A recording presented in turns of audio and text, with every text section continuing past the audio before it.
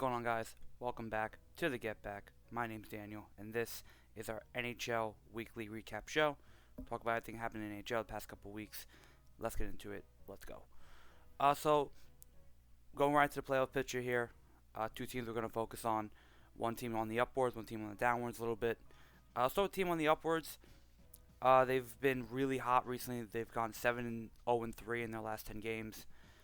It's the Columbus Blue Jackets. They have moved up to third in the Metropolitan. Uh, been very surprising this year. I think a lot of people really didn't see them as, playoff contenders or potential, threats in that regard.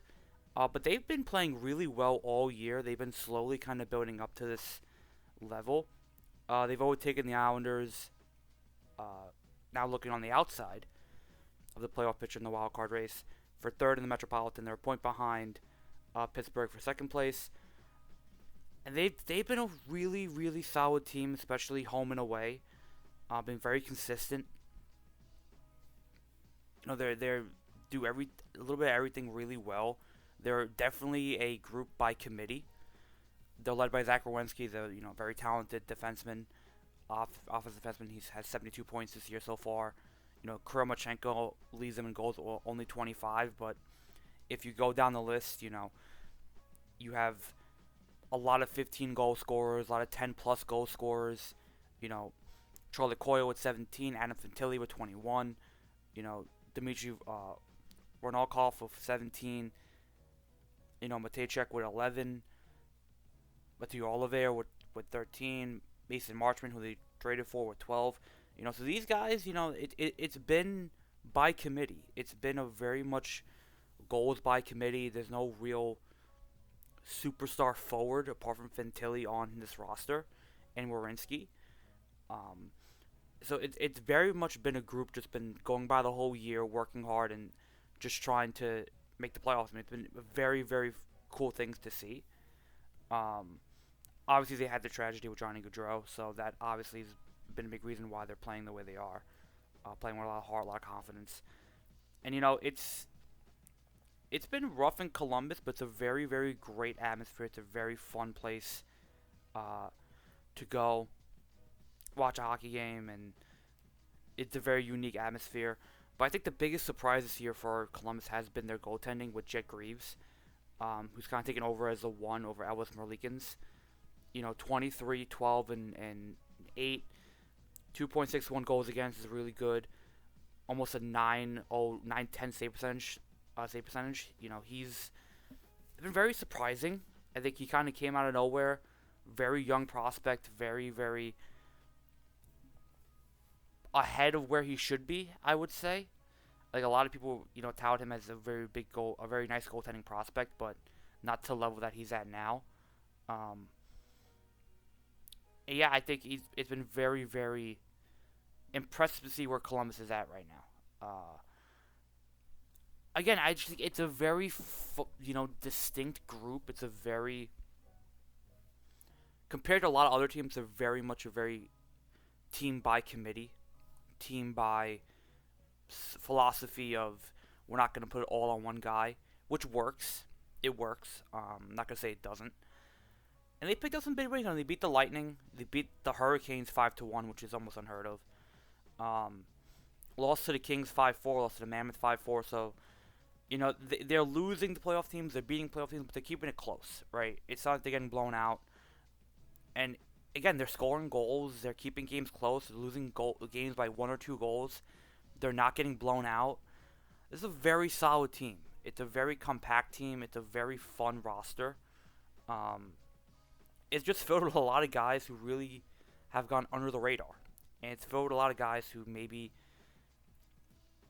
are trying to get there for the first time or trying to, do what they need to do. It's not very, veteran heavy. A lot of these veterans are kind of guys that really aren't premier players. Eric Branson, Brendan Smith, Mason Marchment.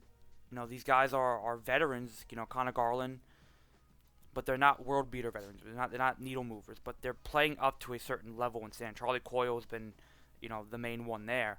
Boone Jenner has been there forever, but again, these aren't, premier top end guys. but they're doing it by committee. They're making it work. They're playing, a team solid game, team defense. You're seeing how it works, and they're led by a very good young goaltender in Jet Greaves. Now, playoffs are a different situation. Obviously, they're a much tougher situation. If the season ended today, they'd be playing the Pittsburgh Penguins. That would be a fun matchup because I really don't know where I would lean. I think both teams have their problems, and both teams have their philosophies and the way they go about it. I think it'd be interesting. I think you might say Pittsburgh because of the veteran experience, because of Malkin, because of Crosby, and because of how they've been going this year and they're able to produce. But can you expect that from a longer game series, right? Especially with the depth on that Penguins team really not being there. I think we look at Columbus and what they can offer. I think they could pretty much cut you by 1,000 knives, especially in a playoff series. You don't really have to focus on one guy. It's very much rotating all four lines, rotating, 6 defensemen. And while they didn't really make a lot of moves at the deadline, again, it's a team that's winning by committee. It's a team that's winning, by playing the right way, playing unselfish hockey, which in another way could be a bad thing, because you do need a leader, you do need that goal scorer, you do need that superstar to kind of help you in a playoff series. But if they're able to find this consistent scoring, able to find rotating 4 lines in and out, and maybe Fantilli will step up, maybe Charlie Coyle will step up, maybe Zach Werenski will ascend to a new level in the playoff series. That's entirely possible. Look, I think it's a very real possibility they could go out and win a playoff series.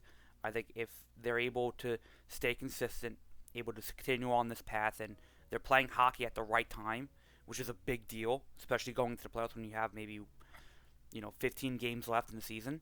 You want to be playing your best hockey now. You want to be on your highest level. You want to be playing with confidence, and they're doing that.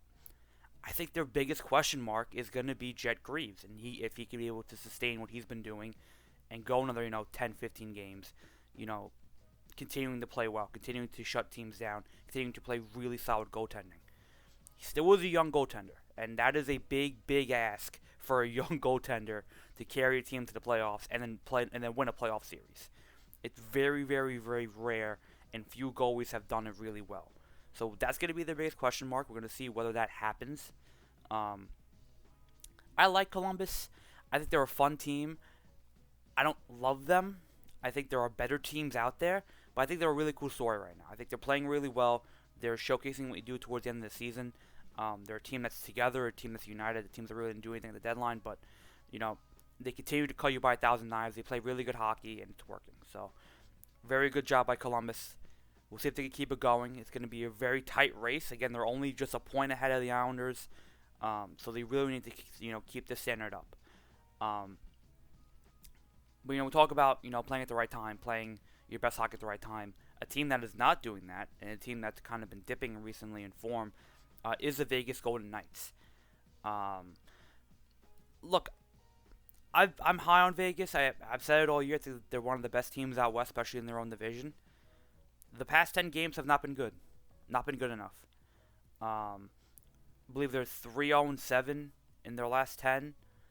3-7-0. So that's 3 wins and 7 losses. It has not been that great of a path. They lost to the Mammoth, which was a huge loss. They lost to the Sabres 2-0. Lost to the Stars, the Oilers, the Wild, the Sabres again, the Penguins, the Capitals. They got wins against the Blackhawks and the Penguins, but even before that, they had a 5-game losing streak, then a 3-game winning streak, and then another 3-game winning streak. Like, it's been very up and down. They're sitting on 76 points. They're third in their division. 2 points behind. Again, they're 2 points behind Anaheim for first place. 4 points ahead of the Knights. Look, this division is not stacked. I will be the first to say this division is not that crazy. And it's funny because any team in this division, if they were in the Eastern Conference, wouldn't make the playoffs. Points-wise, that's just how it is. Any team in this division, points-wise, would not make it in the Eastern Conference. That's just how the state of the NHL is right now. The East is just an absolute buzzsaw. I'm not saying the West is a cakewalk, but it's not as strong as it's been in recent years. Um, but with that being said, Vegas, they play who they play, and they have to play in their division, and that's what they have to do. But when you're losing games to Utah, and you're losing games, to Buffalo and other playoff teams, it's not a great look. Um, and obviously, they have the superstar players. They have, the Jack Eichels of the world, um, the Shea Theodore, Noah Hannafin, Pavel. I always butcher his name. Dorofeyev. I'm sorry, I always mispronounce his name. Leads them in 34 goals. Mark Stone obviously still there. Thomas Hertl. Um, they Riley Smith, and they still have the decent players, the veteran players, the leadership there, William Karlsson and Mitch Marner. So, by all accounts, they should be running away with this division. Like the Pacific should be done and dusted by now. And the fact that it's not, I think it proves Vegas's weaknesses. And I think defensively they've been very leaky, and I think goaltending has been one of the biggest issues for them. They've rotated 4 goalies. Akira Schmidt has been taking the lead, but Aiden Hill has been playing more recently. But those two really haven't been that impressive. Akira Schmidt has 2.5 goals against, under 9 save percentage, 8.95 save percentage, which is terrible. Aiden Hill's numbers are even worse. So it's been that kind of season, and you're only going to go as far as your goaltending. And if you don't have goaltending, you're not going to win a Stanley Cup. I think Edmonton's proven that in recent years. So how far Vegas goes, I don't know. I think defensively they're a mess. I think while they do have the superstars that you would think in a playoff series to kind of overcome this deficit, and maybe they'll turn it up, I don't want to really commit to that, because you have to start playing good hockey right now. You have to start playing at a level where you look not competent, but you're starting to play your best version of yourself. You're starting to get your game going. You're starting to kind of overcome deficits and winning these games. Like the fact that you've gone scoreless in your past 2 games is not good enough. You lose to Dallas, you lose to Edmonton, you lose to the Wild. These are not good signs. This is not signs of a playoff team or a competent playoff team. Right now they play Edmonton in the first round. I think Edmonton probably beats them easily. Jack Eichel has not been showing up. Mitch Marner has been inconsistent. Mark Stone can't do it all. And goaltending-wise, I don't think they're going to be able to handle the Oilers. But at the same time, the Oilers just lost Leon Draisaitl. So I don't know. It's a very... The Pacific is a mess. It's a mess of a conference. But then again, they're 2 points out of first place. So they might play a wild card team. And that wild card team might also beat them in the first round, whether it's Utah or the Kings, or the Kraken, or the Predators, who are slowly climbing back into it, or the Sharks, who are 2 points out. Like, the West is still very much wide open. The West is an absolute, smorgasbord of who's going to get that final wild card spot. Final 2 wild card spots, because it could go to any one of these, 5 teams. So yeah, I think it's a very, very, very interesting race. But then you look at the Central, Colorado 98 points, Dallas 98 points, Minnesota 90 points. So even if they do get past, this first round for the Vegas, if they do get past the second round, are they beating the Wild, Star, or Avalanche? Probably not. I think it'll be a great run to make a WCF, West Conference Final. But I don't see them going very far if they do. I don't see them continuing what they've been doing the past couple of years. I just don't think they have the depth and the goaltending to do it. I think they're a playoff team. I do think that. I think they should be a playoff team, especially where they play and how they play. And I think they can still salvage this. This isn't like, worst case scenario. This is not, DEFCON 5. I think we're starting to look at DEFCON 1, though. I don't know. I think they're in a very interesting spot. Because technically, they're a very good team that plays in a weak division, and they're not playing up to that level. Right? I don't see how they can continue to play like this at this level going into the playoffs and think they could go maybe win a playoff series. I don't see it. Now, granted, there are still 15 games left. There's plenty of time to find your game and to really, again, not salvage it, but really start to look better. But when you've been as inconsistent as they've been the past, month and a half now, winning streak, losing streak, winning streak, losing streak, it's not great. And when you're losing to teams that are playoff teams and you're not even sometimes not as competitive, it doesn't look great. So I'm not worried about Vegas, but I do think they do warrant a conversation, and they do warrant a where do we go from here after this season? Because they're kind of in that middle ground. Again, they're in a division that's slowly getting better. The Kings got better, Anaheim's better, Edmonton's always going to be there. It's San Jose is getting better. Seattle's always consistently pretty good, and Calgary and Vancouver are rebuilding. So they're in a very weird middle ground where their window is still open, but very slowly it's closing. Very slowly. So we'll see what they do. Again, I think their veteran leadership is good enough to kind of get them to where they need to go, but they're missing that over-the-top piece to really and a goaltender. They need a consistent goaltender there that can prove that he could defend the net and stop some of these goals from leaking in. Because Akira Schmidt and Aiden Hill aren't the answer. I'll be the first to tell you that. They're not the answer. So we'll see what they do there. We'll see what they do, kind of address that. So yeah, I think Vegas is a very interesting question mark to see where they'll end up in the next week and a half. Columbus has been playing really well. I'm very impressed by them. We'll see if they're able to kind of keep it going and hold their spots in the playoffs. Again, there's still a lot of time left, and there's still a lot of teams chasing them. But overall, it should be very exciting. It should be very fun.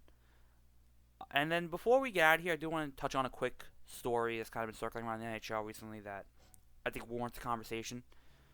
So Team USA superstar Jack Hughes, who got the game-winning goal in the gold medal game against Canada, has been very vocal about how he wants, that game-winning puck, and how he wants to display it in his house. He wants it for his father. He wants it not for him personally, but for his father and for his family. His father's a big collector, and he wants it in his house for that reason. And recently, the Olympic Committee has given the puck to the NHL Hall of Fame, which is fine. So the NHL Hall of Fame has come out and said that they are not giving Jack Hughes the puck. Said plain and simple, it's not Jack's puck to own or to have.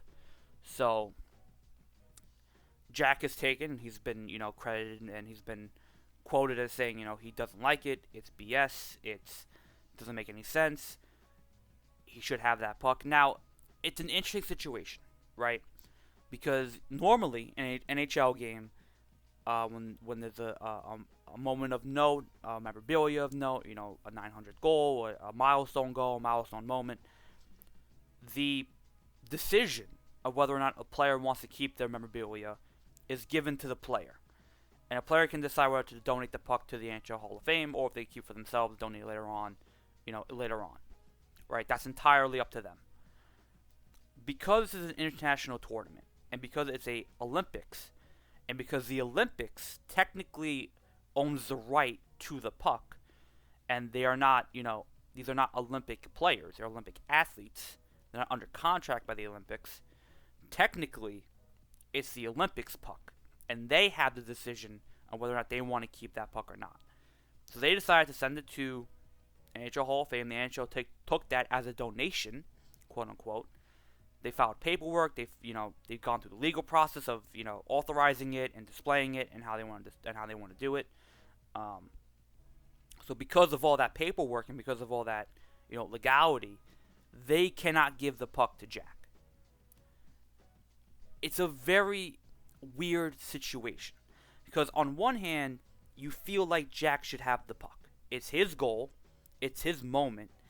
It's his history. It's his milestone goal. You feel like, again, and it's for his father. So there's that emotional aspect to it. But at the same time, it's the NHL Hall of Fame. This is one of the most important goals in hockey history. This isn't just the NHL Hall of Fame, this is the Hockey Hall of Fame. So it's all hockey moments all put together. So, and they want to display it. They want to, have people have the opportunity to come see it, to come, own it, to kind of relive that moment, and for it to stay there. It's tough because Hall of Fame should have this memorabilia. They should have these, pucks and sticks and skates and whatever, and jerseys. Like, they should have that. They need that. It's why we have the Hockey Hall of Fame. At the same time, I feel like there's a compromise here where Jack could have the puck for a few years and eventually donate to the Hockey Hall of Fame. But the Hockey Hall of Fame also wants to capitalize on the moment and capitalize on, right now. It's like this moment just happened. We have the puck. Come see it now. Right? I think it's a tough situation. I think both sides have made decent arguments for who should get it and who should have it and who should own it.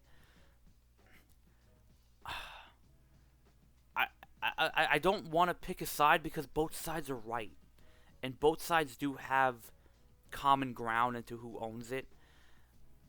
I think for Jack, it's a very, very...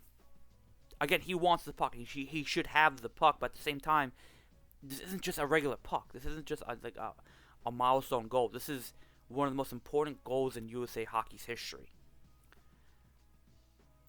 Should the Hall of Fame probably have it? Yeah. But I feel like, again, there's a compromise here where they could kind of share it for a little bit. Where maybe Jack has it for, 2 or 3 years, and he's able to kind of relish in it, he's able to kind of have it, and then the Hockey Hall of Fame can come take it back. Right? Or the Hockey Hall of Fame can kind of make a replica of it for now. People can kind of at least see something like the puck, or like there's the jersey, or the stick, or whatever it is, or the netting. Right? It doesn't have to be just the puck. There are other aspects of that game they can display, which they probably have. But the fact that they're so, vocal and focused on the puck itself, I think that's kind of where they're, like, you kind of lean to where they're kind of, you don't really need it. You want it, you don't need it, right? I think Jack, he needs it. But again, I think both sides make a compelling argument. I think you want to preserve history, you want to make sure you have the history, because you want to keep a trace on it, and you did the paperwork. You did all the legal process. It's in your possession. You have the right to do what you want with it. That being said, the emotional aspect of it and the fact that Jack wants it and he's earned it and he deserves it is where you kind of get hung up on it. So, I don't know. I think it... Let me know what you think in the comments. I think you could take both sides and have a fair argument. I think for me to take a side, it's unfair. I think because both sides have a very fair argument. I'm still undecided how I feel about it. I'm still going back and forth whether or not it's a fair, who's possession, who has custody of this thing. I think it's very unfair for both sides. Let me know what you think in the comments. Let me know what you think. Who should have the puck? Who should own it? Because it's a tough situation. It's a very rare and tough situation to be in. So, we'll see. That's been me. I've been Daniel. This has been the Hockey Recap Show. Make sure you like, comment, subscribe, all that good stuff. Make sure you comment about what your opinion on the puck. Comment about playoff teams. Comment about, upcoming playoff matchups, teams rebuilding. Let me know what you want me to talk about, discuss, all that good stuff. And yeah, just let me know overall what you think about hockey. Where we're at. We're getting towards the end of the season. Maybe another 2-3 weeks, and we're in the playoffs. We're getting to that point where, a lot of teams, a lot of points, a lot of these games matter. We're at the point where they matter now. They really matter now. So, we're getting to a really fun state for hockey right now. We'll see where teams end up. Who misses out, who makes it in, who's playing really well, who's playing up to the level. Should be very fun. But I've been Daniel. This has been the Get Back. This has been the Hockey Recap Show. Follow social media at the Get Back Sports on Instagram and TikTok. And make sure you are subscribed and you like the video. That's been me. I'll see you guys next time. Peace.